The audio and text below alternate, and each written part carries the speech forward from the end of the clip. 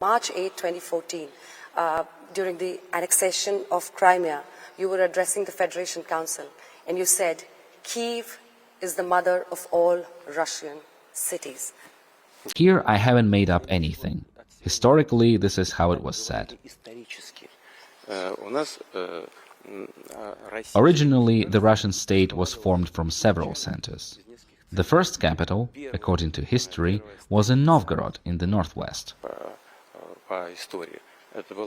Later, the federal status moved to the city of Veliki Novgorod, and then it moved to Kyiv.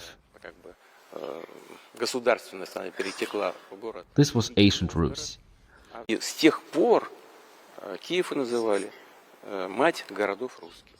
Later, historical events unfolded in such a way that the ancient Russian state split into two parts. One part began developing with Moscow as its center, while another part fell under other countries.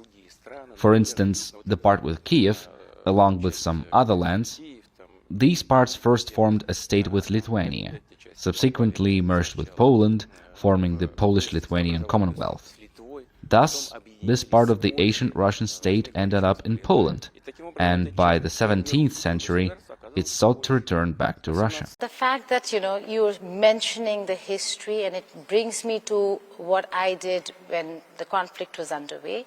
I had traveled to Donetsk, I traveled to Luhansk, Zaporizhia, Kherson, and most of the people over there are Russian speaking. They speak Russian language. They were very disappointed with Kyiv that it was banned in eastern Ukraine. But they were also a little shocked that how is Putin doing this to us? We are his people. A lot of women I spoke to were in shock. So what do you have to say to people in eastern Ukraine who actually have families in Russia, who on a daily basis move from Ukraine to Russia? So what do you have to say to them? The answer is quite straightforward. These individuals presumably resided in those parts of Ukraine, specifically in the areas of the Lugansk and Donetsk region, that remained under the control of the Kyiv authorities at the time. Meanwhile, that part of the Lugansk or Donetsk region outside their control was being subjected to intense military action by the Kyiv authorities. We were consequently forced to extend support to those areas that had declared independence. That is the first point. Secondly, we provided people with an opportunity to express their will in an open referendum. Those who believed it was in their interest to join Russia voted accordingly.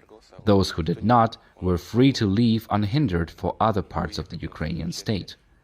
We have never placed any obstacles in the way of that choice.